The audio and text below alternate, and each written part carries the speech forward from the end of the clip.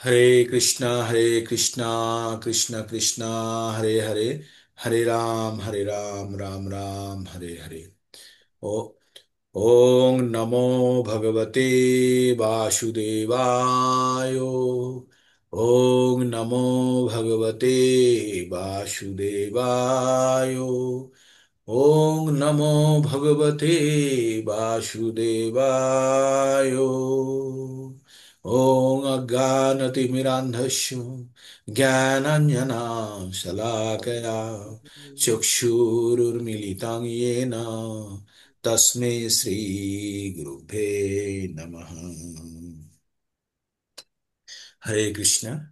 তো আমরা প্রতিদিনের ন্যায় আজকেও ভগবদ গীতা পঠন করব, শ্রবণ করব, বিশ্লেষণ করব বা করার চেষ্টা করব। তো আমরা ভগবদ গীতা ভগবানের মুখ নিঃসৃত বাণী। আমরা জানি ভগবান অর্জুনকে কুরুক্ষেত্রের যুদ্ধক্ষেত্রে এই জ্ঞান দিয়েছিলেন, যে জ্ঞানের দ্বারা অর্জুন তার সমস্ত বিষাদ এবং মোহ থেকে মুক্ত হয়ে সে ভগবানের আদেশ পালন করে সে তার নিজ কর্তব্যে সে ব্রতী হয়েছিল। তো ভগবদ গীতার জ্ঞান আমাদের শুধু যুদ্ধ করার জন্যই নয়, জীবনের যত কিছু সমস্যা আছে সমস্ত সমস্যাকে সমাধান করার আহ মহা ঔষধি। ঠিক আছে, মহা ঔষধি। তো আমাদের প্রতি মুহূর্ত ভগবদ গীতা যখন আমরা পঠন করব তখন জানবো এটা এত পবিত্র এবং এত এত সঠিক। এটি কারণ এটি হচ্ছে ভগবানের মুখ নিঃসৃত বাণী। ভগবান ভগবানের সম্বন্ধে বিভিন্ন জায়গায় আমরা পঠন করি, কিন্তু ভগবানের মুখ নিঃসৃত বাণী একমাত্র ভগবত গীতাতেই আছে, আর কোথাও নেই। ভগবত গীতাই হচ্ছে একমাত্র ডকুমেন্ট বা একমাত্র গ্রন্থ যেটি ভগবানের মুখ নিঃসৃত। বাকি সমস্ত কিছু ভগবান সম্বন্ধে অন্য কেউ বলেছে, অন্যান্য আচার্যবর্গরা বলেছে, মুনি ঋষিরা বলেছে, কিন্তু ভগবান নিজে যেখানে কথা বলেছে সেটি ভগবদ গীতা।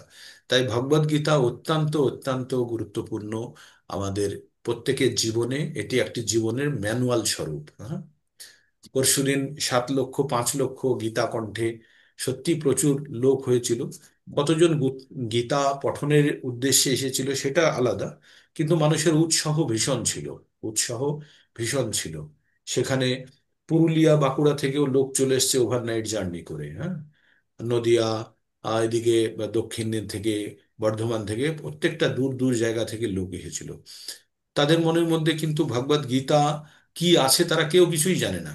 তারা জানে যে এটি একটি জিনিস, একটি অনুষ্ঠান হচ্ছে, আমাদের যাওয়া উচিত। এই শীতের মধ্যে রাত্রে ট্রাভেল করে সকলে চলে এসেছে। হ্যাঁ, তো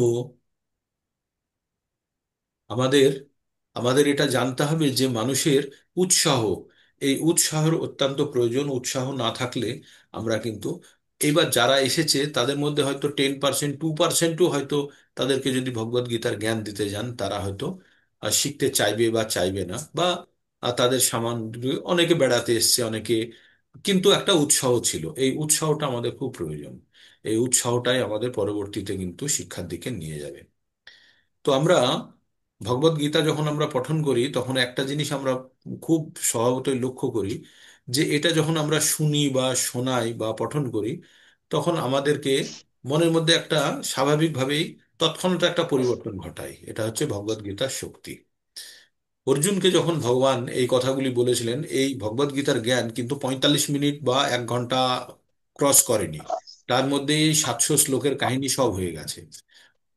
যখন ভগবান যখন অর্জুনকে বলেছে বা অর্জুন যখন প্রত্যুত্তর করেছে, ওই তৎক্ষণাৎ, এমন না যে আমরা যে 3 মাস ধরে শিখি, 2 মাস ধরে শিখি, 18 দিন ধরে শিখি, এত সময় ভগবান অর্জুনকে দেয়নি। তাহলে এই কথাগুলি বোঝার এবং তার উত্তর করার জন্য তাদের মধ্যে কতখানি ক্ষমতা ছিল, তাই না? অর্জুনের মধ্যে, অর্জুন কত বড় বিদ্বান ব্যক্তি, যে ভগবান যে কথাগুলো বলেছে সেই কথাগুলো বুঝে আবার তার পরিবর্তে প্রত্যাত্তর করেছে। তার মানে আমরা এইভাবে ভাবতে পারি এটা ভগবানের একটা ইচ্ছা, যে ভগবান এই রকম জ্ঞান সাধারণ মানুষ পর্যন্ত পৌঁছানোর জন্য সে আর অর্জুন এটাকে উপস্থাপন করেছেন। ঠিক আছে, এইভাবে আমরা ভেবে নিতে পারি। তাই যেভাবেই ভাবি আমরা, এই জ্ঞান অত্যন্ত দুর্লভ, অত্যন্ত পবিত্র এবং অত্যন্ত সঠিক।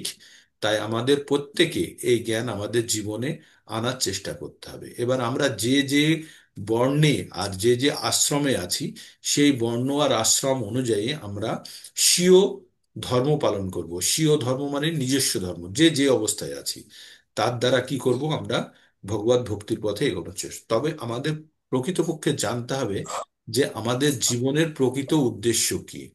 জীবনের প্রকৃত উদ্দেশ্য জানলেই ভগবত গীতা একটি সুন্দর বাহন আপনাকে বয়ে নিয়ে চলে যাবে আপনার গন্তব্যস্থলে। কিন্তু যতক্ষণ না পর্যন্ত আমরা এই কথাগুলি জানতে পারবো আমাদের জীবনের উদ্দেশ্য কি, আর তাহলে ততক্ষণ পর্যন্ত কিন্তু আমরা এই ভগবত গীতাকে একটি গ্রন্থ রূপেই দেখব। আর এটি লাল কাগজ কাপড়ে বেঁধে ঘরে তোলাই থাকবে বেশিরভাগ ক্ষেত্রে। অর্জুনকে ভগবান পাঁচটি বিষয় সম্বন্ধে জ্ঞান দিয়েছেন। পাঁচটি বিষয় হচ্ছে ঈশ্বর, জীব, প্রকৃতি, সময় এবং কর্ম। এর মধ্যে প্রথম চারটি হচ্ছে স্থির। এগুলির মধ্যে মনুষ্য প্রজাতির কোনো রকমের পরিবর্তন করার ক্ষমতা নেই, শুধু পরিবর্তন করতে পারে তার কর্ম।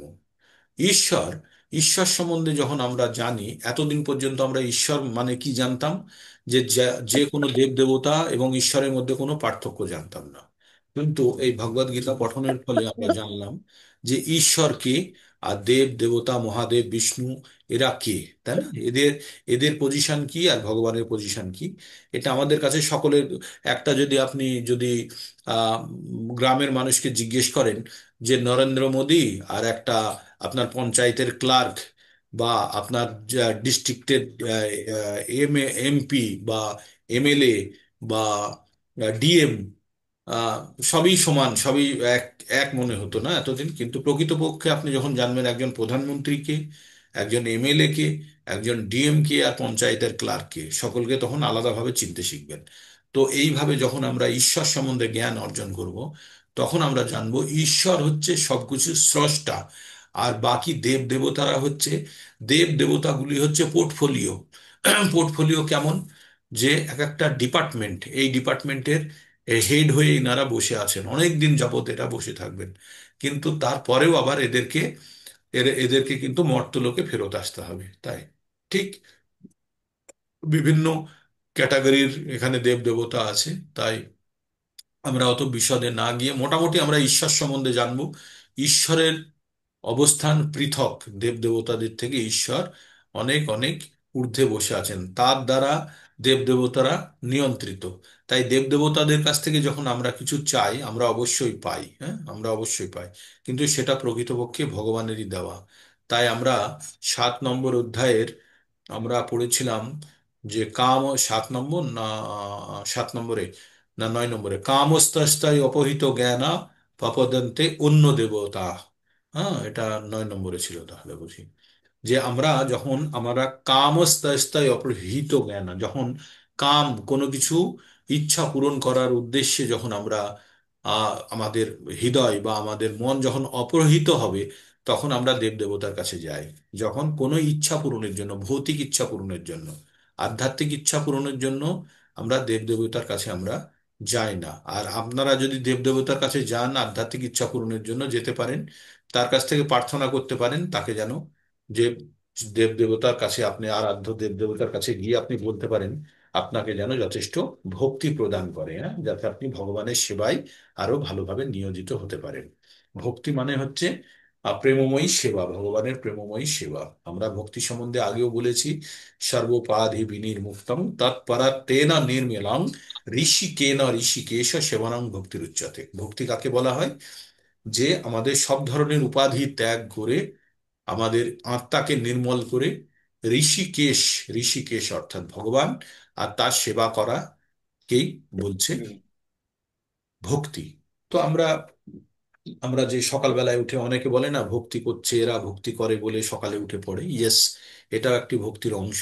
ভগবানের কথা শোনা, ভগবানের কথা প্রচার করা, এগুলো ভক্তির অংশ। জপ করা, এগুলো সব ভক্তির অংশ। কর্ম খুব গুরুত্বপূর্ণ আমাদের জীবনে। কর্ম 3 ধরনের হয়: সকর্ম বা কর্ম বা সকাম কর্ম, বিকর্ম বা পাপ কর্ম, পাপ উৎপন্নকারী কর্ম, আর অকর্ম মানে যেটি ভগবানের উদ্দেশ্যে কৃত কর্ম। আমরা কেউ কর্ম ছাড়া বেঁচে থাকতে পারবো না, কর্ম করতেই হবে।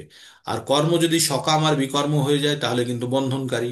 তাহলে আমাদের কাছে একটি রাস্তা খোলা, বন্ধন রহিত কোনো কর্ম করতে হলে আমাদেরকে অকর্ম করতে হবে, যেটি ভগবানের উদ্দেশ্যে কৃত কর্ম।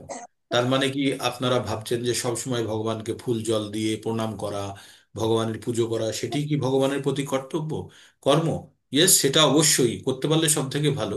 তাছাড়াও আমরা যে সমস্ত কর্মগুলি করি, সেই কর্মগুলির চরম উদ্দেশ্য যদি ভগবান হয়, তাহলেও সেগুলো সব অকর্মে পরিণত হয়। আপনি একটা অফিসে যাচ্ছেন, মিলে যাচ্ছেন, ফ্যাক্টরিতে যাচ্ছেন, আদালতে যাচ্ছেন, কিন্তু আপনার উদ্দেশ্য যদি হয় যে জীবন ধারণের মাধ্যমে আমি ভগবানের আরো ভালো সেবা করব, তাহলে আর আমি সেখান থেকে যা উপার্জন করছি, যা বা আমি যে অর্থ আমার কাছে আগমন হচ্ছে, সেই অর্থ দ্বারা ভগবানের আরো সেবা করব, ভগবানের ভক্তদের সেবা করব, এটা যদি মানসিকতা হয়, তাহলে আপনার এই কর্মটি অকর্মে পরিণত হচ্ছে। ঠিক।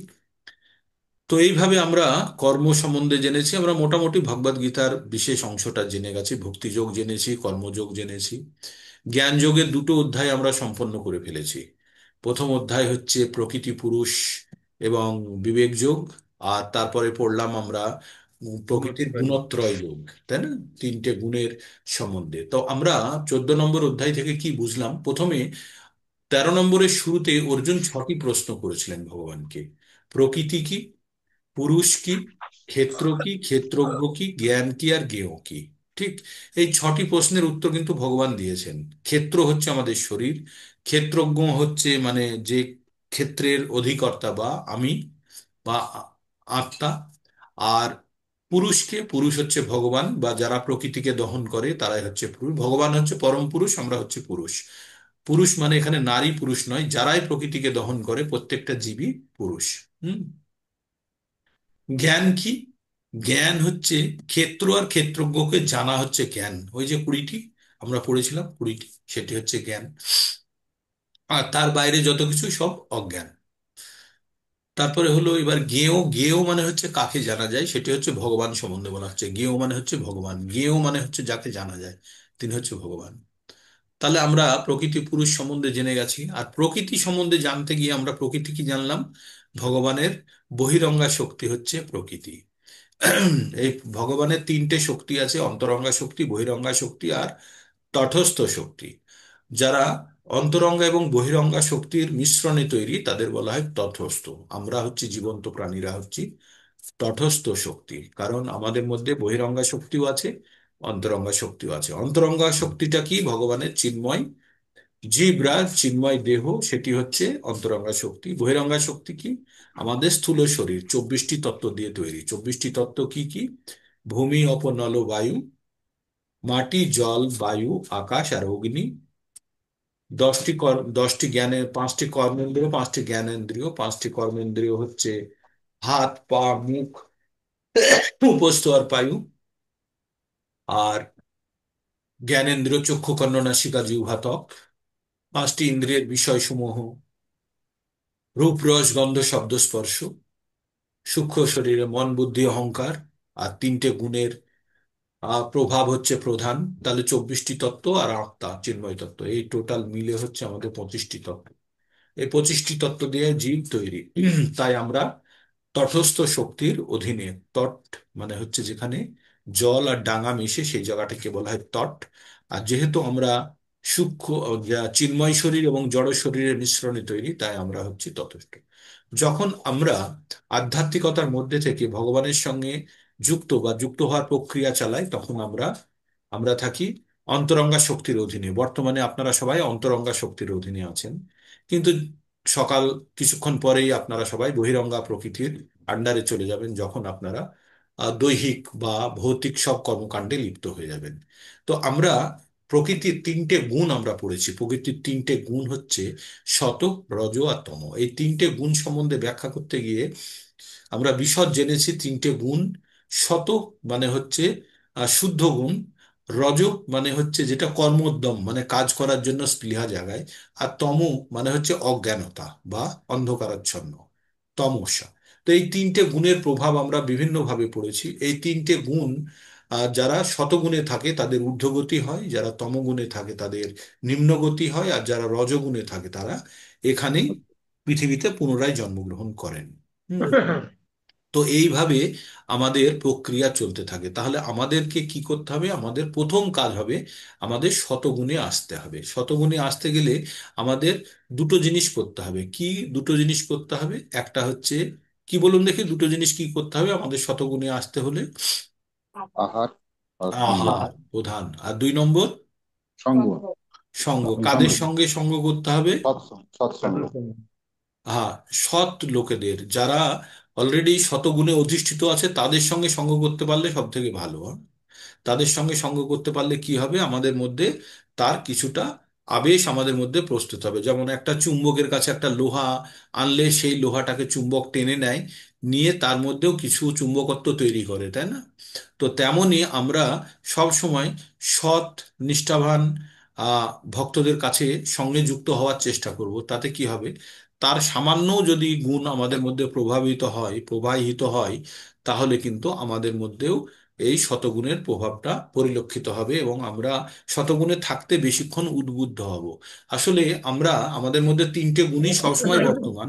কোন গুণের প্রভাবে আমরা থাকবো সেটা নির্ভর করছে গুণের পরিমাণের উপরে। যদি শতগুণের পরিমাণ বেশি থাকে, তাহলে শতগুণ আমাদের চালনা করে, এবং এই শতগুণের চালনা হয়ে আমরা কিন্তু করতে পারবো কি, আমরা শতগুণ দ্বারা যখন চালিত হব। 1 মিনিট, হরে কৃষ্ণ।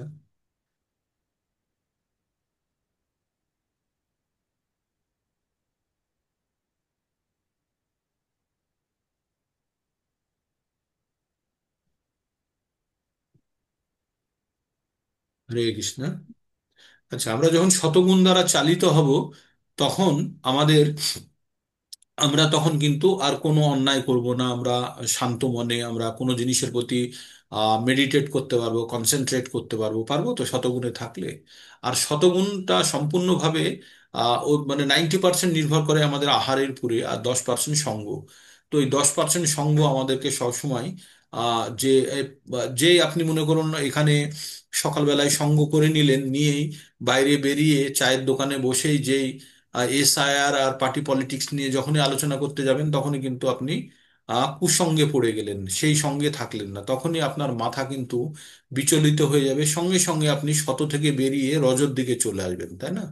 তখনই আপনার মনের, আপনার ভাবনা চিন্তার বিপরীত কেউ ভালো কথা বললেও আপনার তখন সহ্য হবে না, সঙ্গে সঙ্গে আপনি রিয়াক্ট করে যাবেন বা ঝগড়া করে ফেলবেন।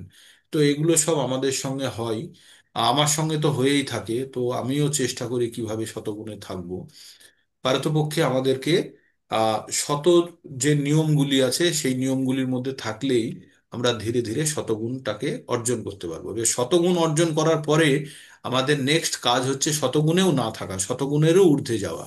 সেটি হচ্ছে গুণাতীত অবস্থা। সেটি অত্যন্ত আহ পবিত্র অবস্থা। আর গুণাতীত অবস্থাতে যারা চলে যায়, তারা তারা আর ভৌতিক জগতের সঙ্গে তারা সেইভাবে সম্পর্কযুক্ত, বা কোনো ধরনের ব্যথা বেদনা, দুঃখ কষ্ট তাদেরকে আর জ্বালা দিতে পারে না। আমরা বা যে শতগুণে যারা গুণাতীত অবস্থায় চলে যায় তাদের অবস্থা সম্বন্ধে আমরা 5টা শ্লোক পড়েছিলাম, মনে আছে? যে 5টা শ্লোক আমরা 22। পড়লাম। কালকে 22 নম্বর থেকে পড়লাম, না কত নম্বর থেকে 5টা শ্লোক? 22। 22 নম্বর থেকে আমরা আহ, তো 5টা শ্লোক পড়লাম, যেখানে আমরা যারা গুণাতীত অবস্থায় চলে গেছে তাদের প্রকৃতি বা তাদের নেচারটা কেমন হয়। হ্যাঁ, তো আমি একবার পড়বো, আপনারা শুনুন। 4টে শ্লোক, 22 থেকে 25 পর্যন্ত।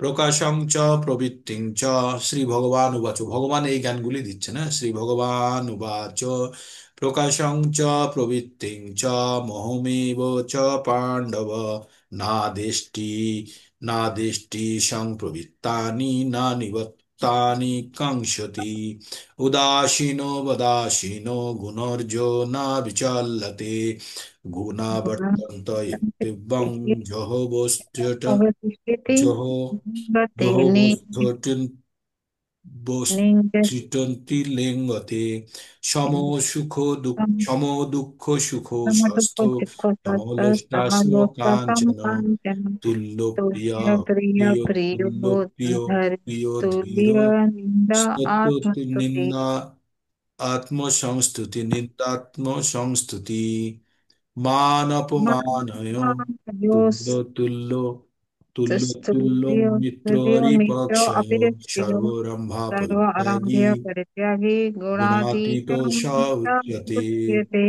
তো এখানে ভগবান কি বললেন, পরমেশ্বর ভগবান বললেন, হে পাণ্ডব, যিনি প্রকাশ, প্রবৃত্তি, মোহ আবির্ভূত হলেও দেশ করেন না, দেশ মানে হচ্ছে এক প্রকার ঘৃণাই বলতে পারেন, যার মধ্যে প্রকাশ, প্রবৃত্তি ও মোহ আবির্ভূত হলেও দেশ করে না, সেগুলি নিবৃত্ত হলেও, সেগুলি তার মন থেকে চলে গেলেও সে আকাঙ্ক্ষা করে না, যিনি উদাসীনের মতো অবস্থায় থেকে গুণসমূহের দ্বারা বিচলিত হন না, যিনি গুণসমূহ স্বীয় কার্যে প্রবৃত্ত হয় এমন জেনে অবস্থান করেন, এবং যার দ্বারা চঞ্চলতা প্রাপ্ত হন না, তার মনের মধ্যে কোনো ধরনের বিকার সৃষ্টি করতে পারে না কোনো ধরনের। মনে করুন একজন গুণাতীত ব্যক্তি কলকাতা থেকে দিল্লি যাবে, রেল স্টেশনে গিয়ে বসে আছে, আর রেল স্টেশনে প্রথম কন্ডিশন, গিয়ে পৌঁছলো, দেখছে ট্রেনটি বেরিয়ে চলে গেছে, কোনো কারণে ট্রেনটি চলে গেছে।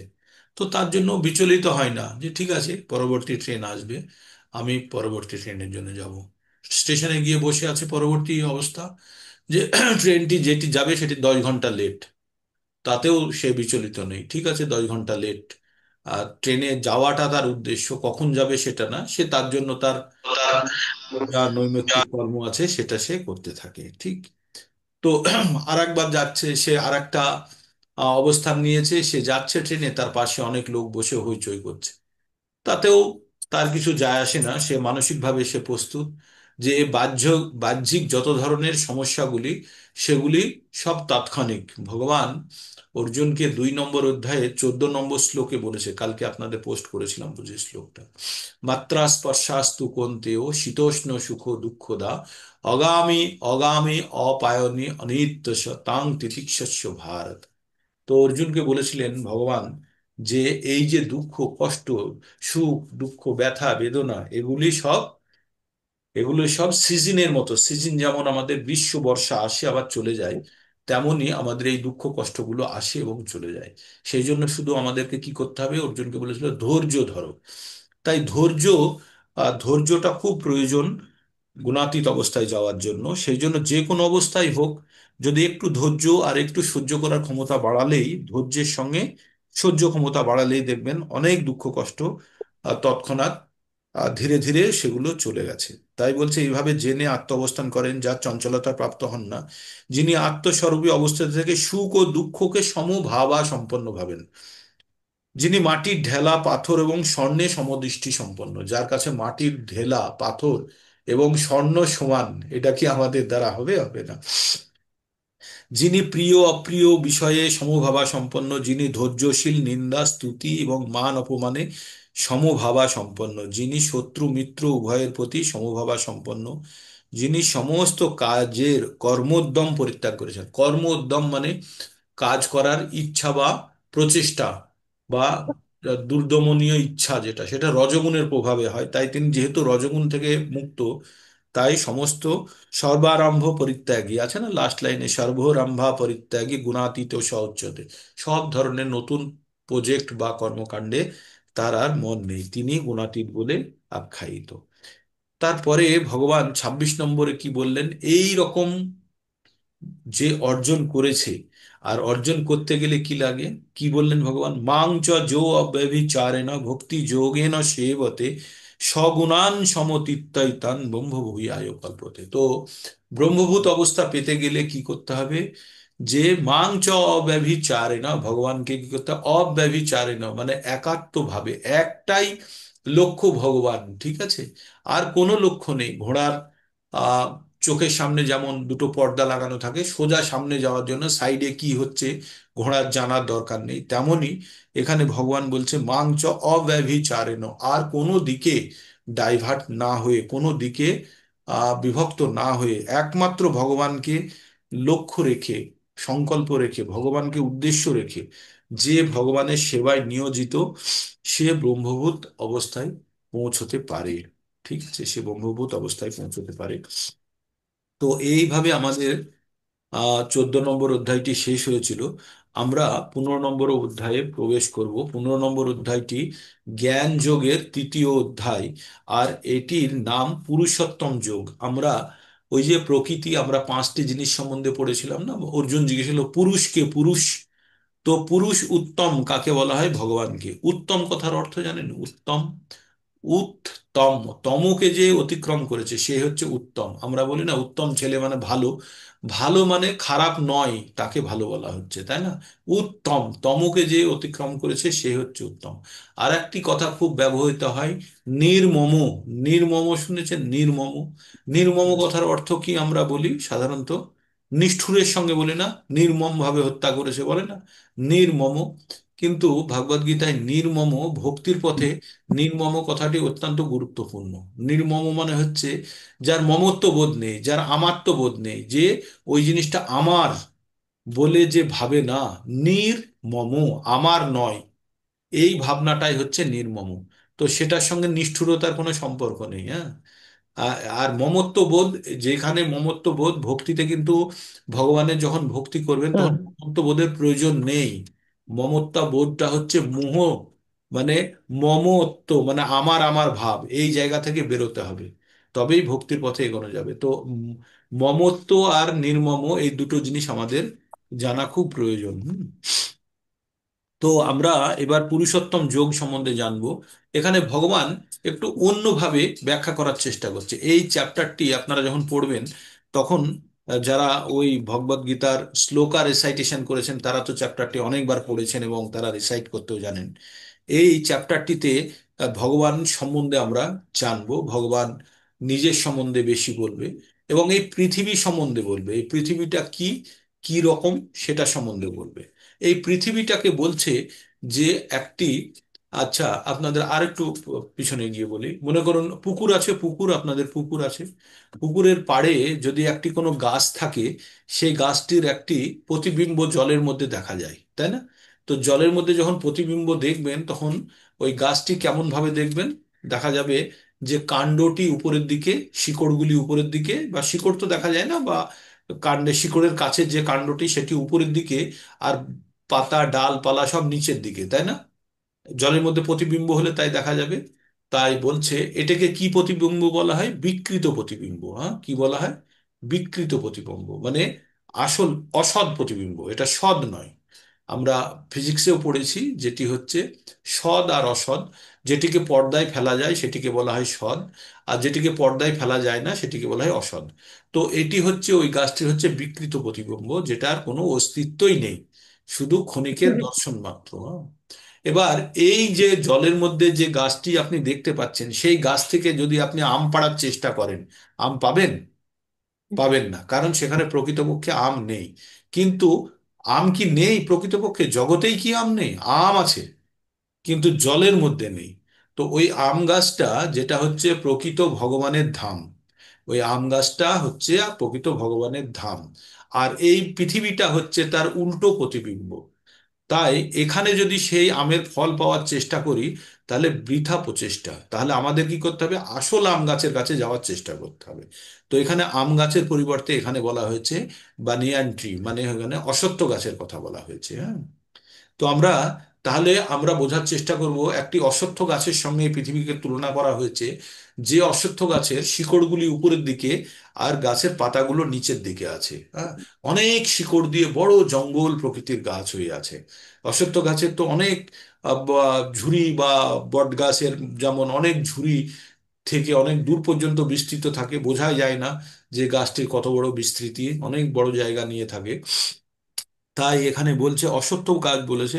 এবার বট আর অশ্বত্থের মধ্যে কিন্তু মিক্স আছে, এই জায়গাটাতে আপনারা টেকনিক্যালিটি খুঁজবেন না। তো ভগবান কি বলছে শুনুন।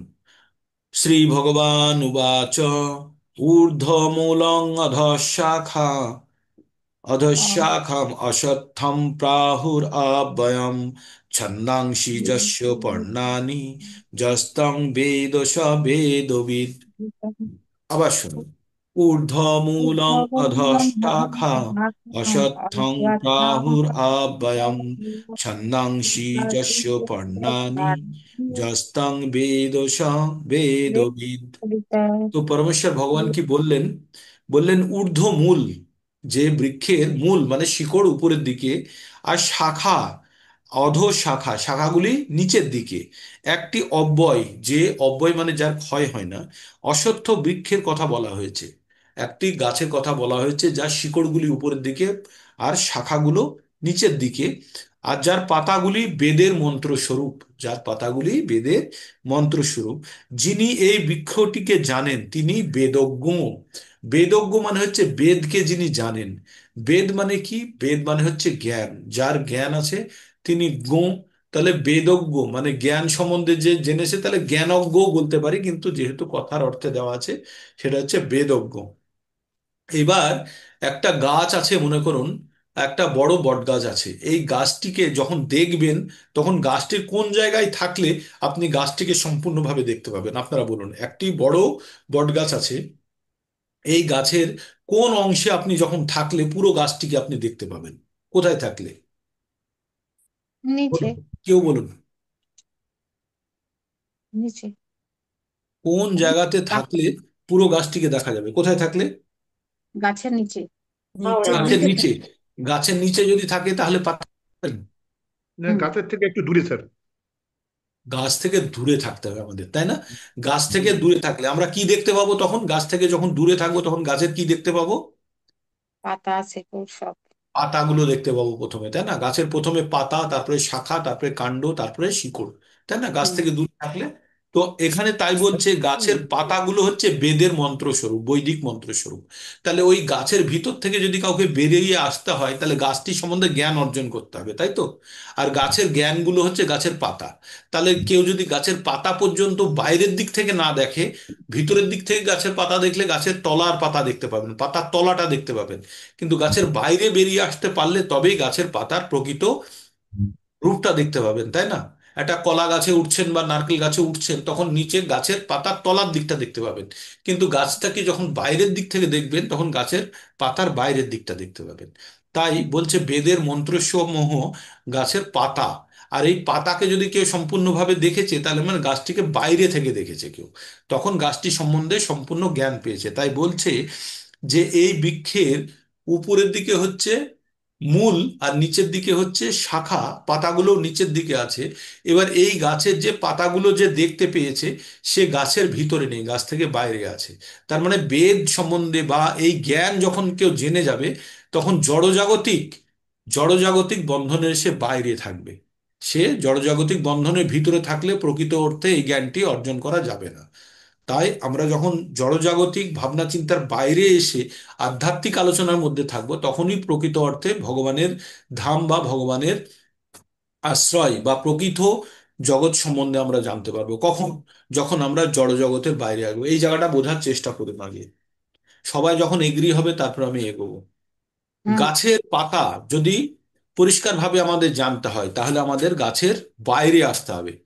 গায়ের বাইরে এসে গাছটিকে প্রত্যক্ষভাবে যদি আমরা দর্শন করি, তখনই গাছটি সম্বন্ধে সম্পূর্ণভাবে জানতে পারবো, তাই না? তো আমরা জড় জগতের মধ্যে যতক্ষণ ডুবে আছি, ততক্ষণ পর্যন্ত আমাদের ক্ষমতা নেই এই জড় জগতের বাইরে বেরোনোর কথা ভাবনা চিন্তা করার। ক্ষণিকের জন্য হলেও আপনাদের জড় জগৎকে পৃথক করে আপনাকে ভাবতে হবে, গাছের বাইরে বেরোতে হবে, তবে গাছের পাতাগুলি সুন্দরভাবে দেখতে পাবেন। তেমনি আমরা এই জগতের মধ্যে, যে সংসারের মধ্যে ডুবে আছি, ক্ষণিকের জন্য হলেও আমাদেরকে ভাবতে হবে আমাদের জীবনের উদ্দেশ্য কি। আমরা কি এইভাবে কুকুর শিয়ালের মতো খাবো, ঘুমোবো, সন্তান উৎপন্ন করব, আর ভয় পেলে চিল্লাবো, এই চারটে কাজ করার জন্য আছি? না, এর বাইরেও আমার কিছু আছে। তো এই জীবনটাকে সংসারের বাইরে একবার বার করতে হবে, বার করে একবার ভাবনা চিন্তা করার কথা ভাবতে হবে। জীবনকে ছোটবেলা থেকে এই বয়স পর্যন্ত আপনি যে অগ্রগতি করেছেন সেটিকে দেখার চেষ্টা করতে হবে। এবং যারা চলে গেছে তারা কোথায় চলে গেল, যারা আসছে তারা কোথা থেকে আসছে, এগুলো ভাবনা চিন্তা করতে হবে। এই জ্ঞান যখন আপনি পাবেন, এগুলো হচ্ছে বৈদিক জ্ঞান, যেটা আধ্যাত্মিক জ্ঞান যখন আপনি পাবেন, তখন আপনি গাছটিকে সম্পূর্ণভাবে দেখতে পাবেন। আর এই গাছটি কি? আমাদের এই জড়জগৎ। তাহলে এই জড়জগৎ সম্বন্ধে জ্ঞান অর্জন করতে গেলে জড়জগতের বাইরে থেকে দেখার চেষ্টা করতে হবে। জড়জগতের মধ্যে ঢুকে বসে থাকলে কিন্তু আমরা এটা দেখতে পাবো না। তো আমরা প্রতিদিন, প্রতিনিয়ত, প্রতি সকালে আপনাদের এই জড়জগতের বাইরের জ্ঞান আমরা শেয়ার করার, আমরা সকলে মিলে শেয়ার করার চেষ্টা করি, পঠন করি। এই যে আধ্যাত্মিক জ্ঞান, ভগবত জ্ঞান, যে আধ্যাত্মবিদ্যা, এটি জড় জগতের জ্ঞান মোটেই নয়। হরিনাম সংকীর্তন সম্বন্ধে বলা হয়েছে, হরিনাম সংকীর্তন গোলকেরও প্রেমধন হরিনাম সংকীর্তন। এটি এটি এই এই গাছের নয়, গাছের বাইরেকার জিনিস। তো আমরা প্রত্যেকটা মুহূর্তে এই গাছটিকে যখন আমাদেরকে জানতে হবে, তাহলে কিভাবে জানতে হবে?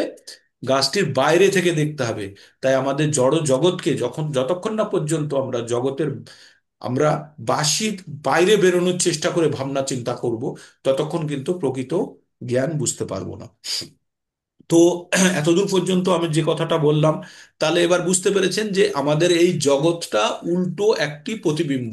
তার মানে একটি প্রকৃত গাছ আছে, তাই না? তাহলে ওই গাছটাকেও দেখার চেষ্টা করুন। তাহলে আপনাকে দুটো গাছেরই বাইরে থাকতে হবে, তাই তো? তবে আপনি প্রকৃত রূপে ওই গাছটিকে দেখতে পাবেন, আর এই গাছটিকে। তো প্রকৃত জগৎ হচ্ছে ভগবানের ধাম, আর তার উল্টো বিকৃত প্রতিরূপ হচ্ছে আমাদের জগৎ। তাই এখানে যদি আপনি এই গাছটা যদি আম গাছ হয়, আর উপর থেকে যদি নিচের দিকে কেউ ওই জলের মধ্যে কেউ যদি আম খুঁজতে যায়, আম পাবে? পাবে কি? উপরে গাছ আছে, গাছে আম একদম পেকে হলুদ হয়ে আছে, আর জলের মধ্যে সেই আম গাছ দেখা যাচ্ছে। এবারে কেউ যদি এই জলের মধ্যে নেমে আম খুঁজতে যায়, তাহলে কি আম পাবে? পাবে না, গায়ে কাদায় হবে, তাই তো? আর সে পরিশ্রম করবে, কিন্তু কখনো কখনো আম পেয়ে যায়, আমের টুকরো পেয়ে যায়।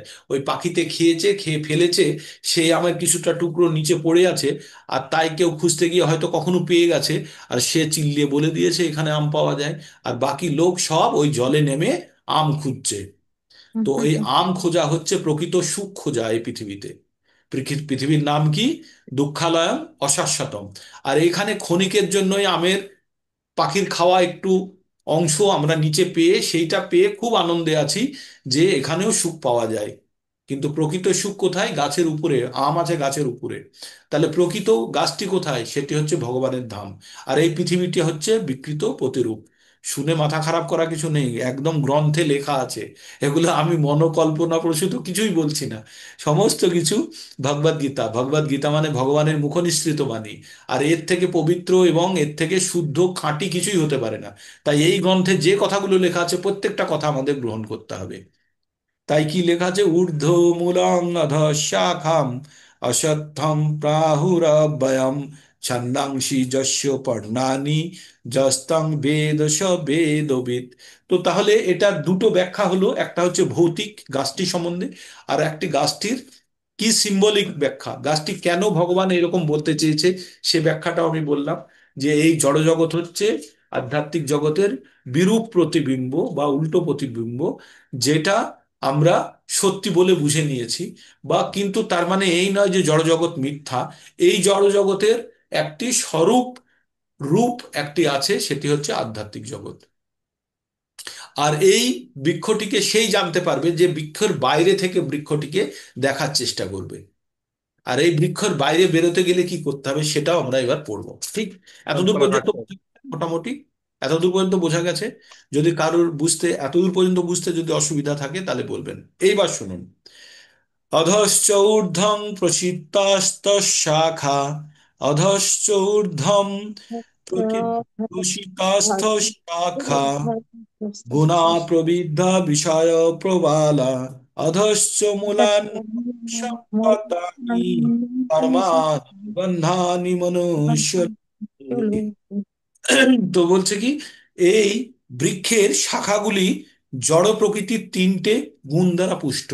এই যে আমরা জড় জগতে যে গাছের শাখাটা দেখলাম, যে ঊর্ধ্ব অধমূলম মানে নিচের দিকে যার শাখা, সেই শাখাগুলো কি দিয়ে তৈরি?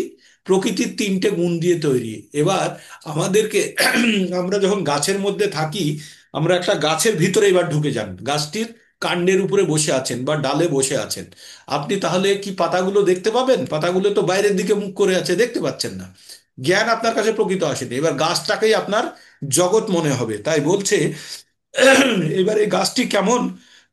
এই বৃক্ষের শাখাসমূহ প্রকৃতির তিনটে গুণের দ্বারা পুষ্ট হয়ে অধোদেশে এবং ঊর্ধ্বদেশে বিস্তৃত।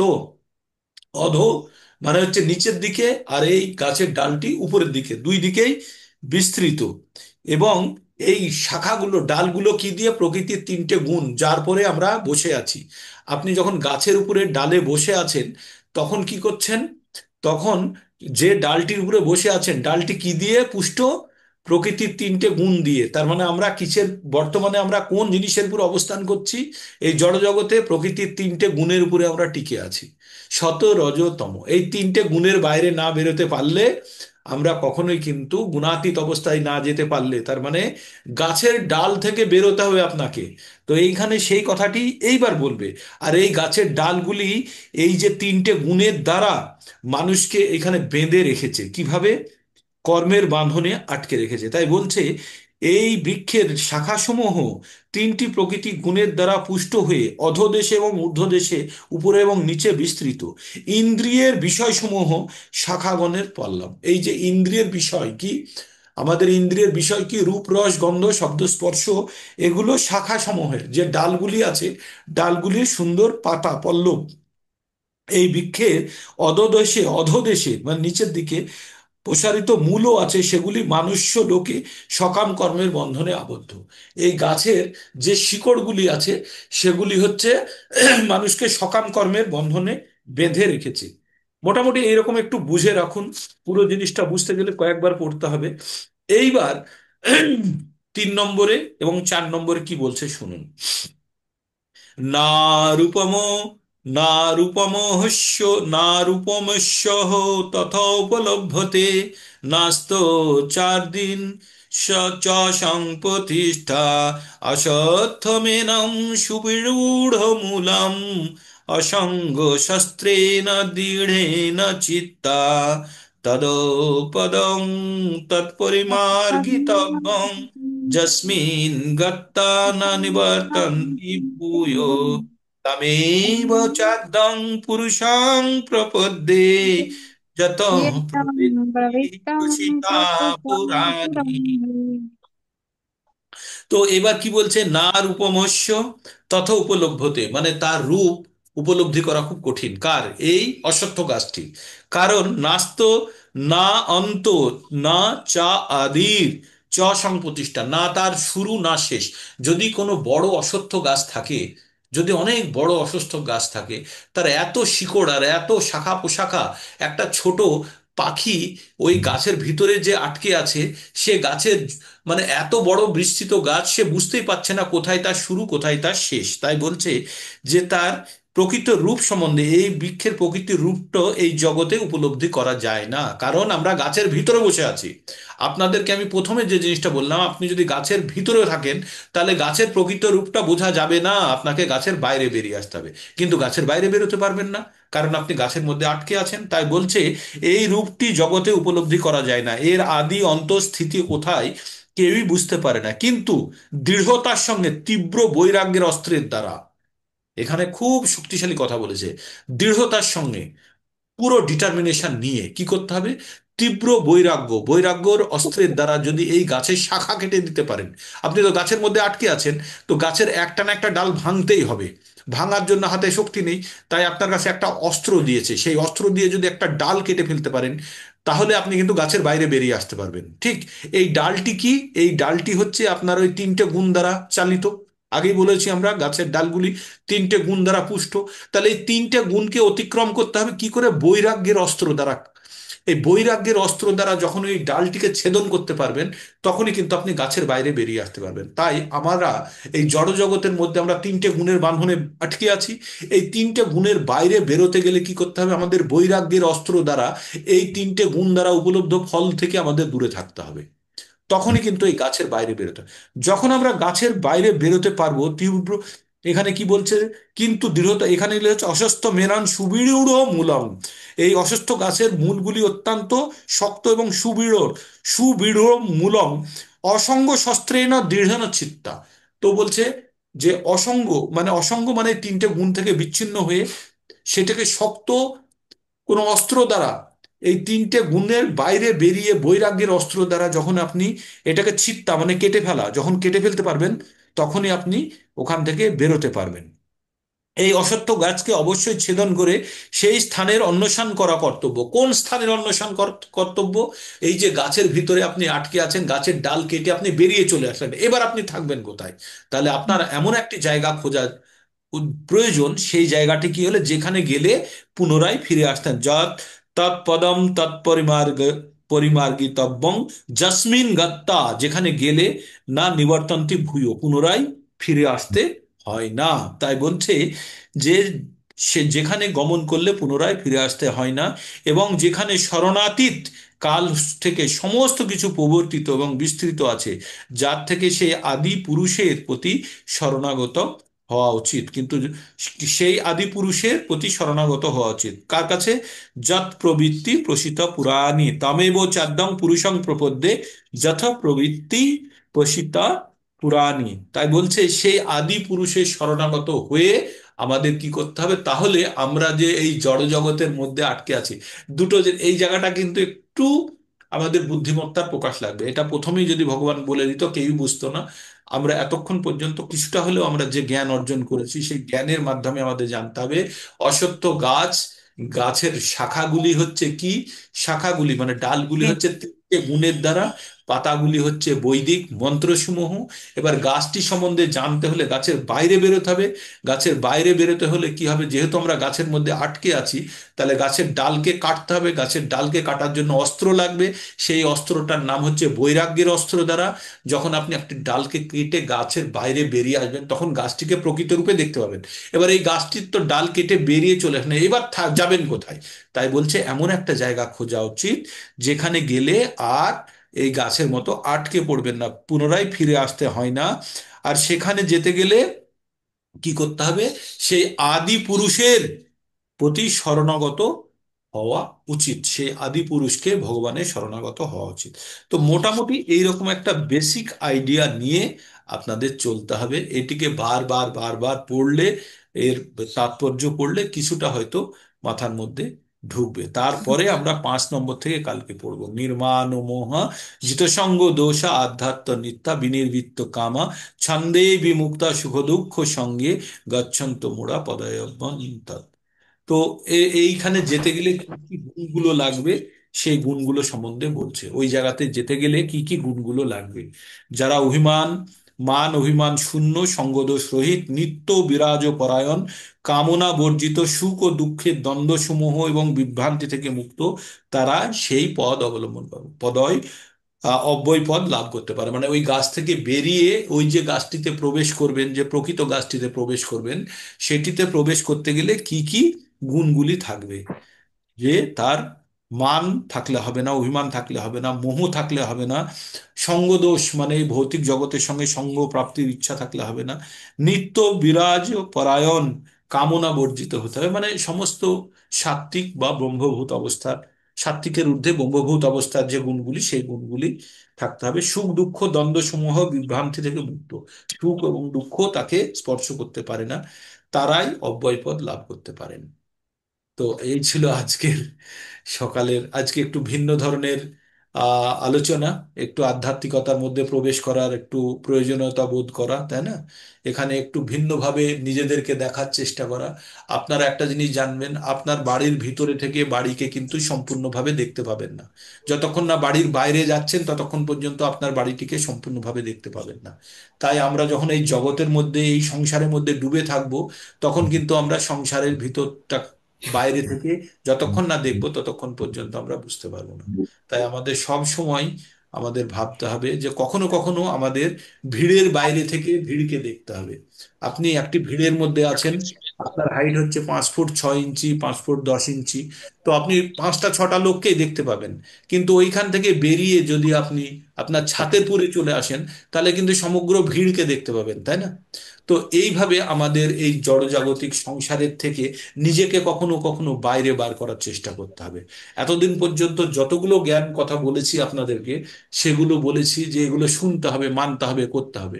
কিন্তু এখন যে কথাগুলো বলছি, এগুলো উপলব্ধি করতে হবে। এটিকে নিজের ক্ষেত্রে প্রয়োগ না করলে কখনোই বুঝতে পারবেন না যে আমরা কোথায় কি অবস্থায় আছি। তাই জড়জাগতিক অ্যাক্টিভিটির মধ্যে থেকে কখনো কখনো নিজেকে বার করে নিজের জীবনকে দেখা, অন্যের জীবনকে দেখার ছোট ছোট করে চেষ্টা করতে হবে।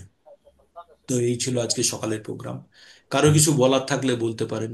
এই ক্যামেরা অন করুন, একটা অ্যাটেন্ডেন্স হয়ে যাক। সংখ্যা একটু একটু করে বাড়ছে, কিন্তু সংখ্যাটা তবুও, আমি ভেবেছিলাম ডিসেম্বরের শেষে হয়তো 100 জন হয়ে যাবে, কিন্তু ডিসেম্বরের শেষে আমাদের যে সংখ্যা ছিল সেই সংখ্যা কমেই গেল, 40-42টা পর্যন্ত হিট করতো।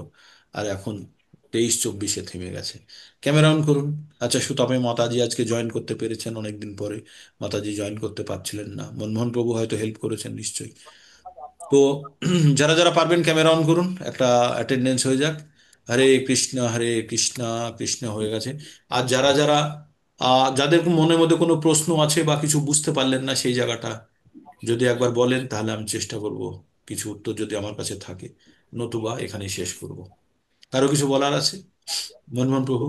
খুব সুন্দর হয়েছে প্রভুজি আজকে ডিসকাশনটা, আজকের যে পার্টটা। আর আর সবাইকে বলি, যখন এই প্রোগ্রাম চলছে, যখন পাঠ করছেন না, তো সবাই চেষ্টা করবেন মিউট করে রাখবার জন্য। হয়তো আপনার আপনি জানতে পারছেন না আনমিউট হয়ে গেছে, হ্যাঁ, আপনি বলে যাচ্ছেন কিন্তু সেই সাউন্ডটা এর ভিতরে চলে আসছে। সেই জন্য আচ্ছা চেষ্টা করবেন যাতে মিউট করে রাখবেন। আচ্ছা, ঠিক আছে, আমি ওটা কেয়ার নেব।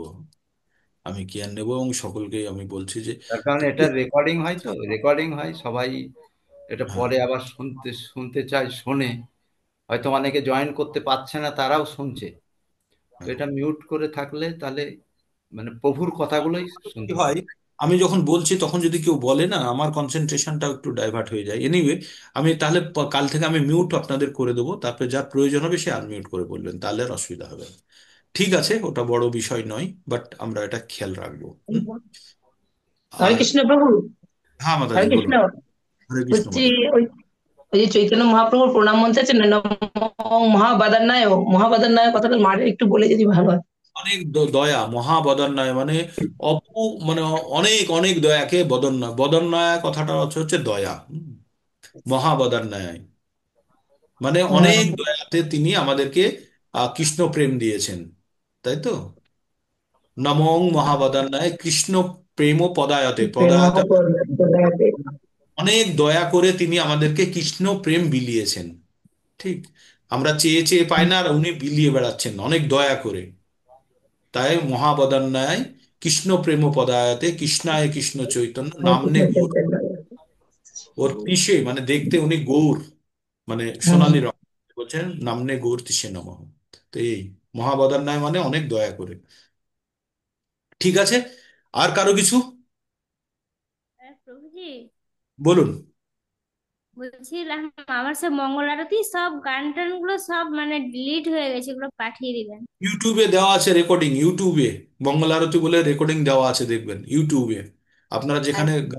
রেকর্ডিং শোনেন, সেখানে একটা রেকর্ডিং করে রাখা আছে, ওখানে একবার দেখে নেবেন, ইউটিউবে রাখা আছে মঙ্গল আরতি বলে। তবুও আমি গ্রুপে আজকে দিয়ে দেবো মঙ্গল আরতিটা, ওইটা শুনবেন। হ্যাঁ, আর পিডিএফ যেগুলো আছে সেগুলোও দিয়ে দেবো, যেটা লেখাটা আছে সেটাও দিয়ে দেবো। ঠিক আছে। পিডিএফটা দিন প্রভু। হ্যাঁ প্রভু। বলছি পিডিএফটা দিন। হ্যাঁ পিডিএফ। পিডিএফটা দিয়ে দিচ্ছি, এক্ষুনি দিয়ে দিচ্ছি। ঠিক আছে। হরে কৃষ্ণ হরে কৃষ্ণ, কৃষ্ণ কৃষ্ণ। কাল সকাল সকাল আবার সবাইকে সঙ্গে নিয়ে জয়েন করুন, যাদের যাদের দায়িত্ব আপনারা নিয়েছেন তাদেরকে তাদেরকে সঙ্গে নিয়ে আবার জয়েন করুন, আবার কালকে সকালের প্রোগ্রামের জন্য। ঠিক আছে। হরে কৃষ্ণ। হরে কৃষ্ণ।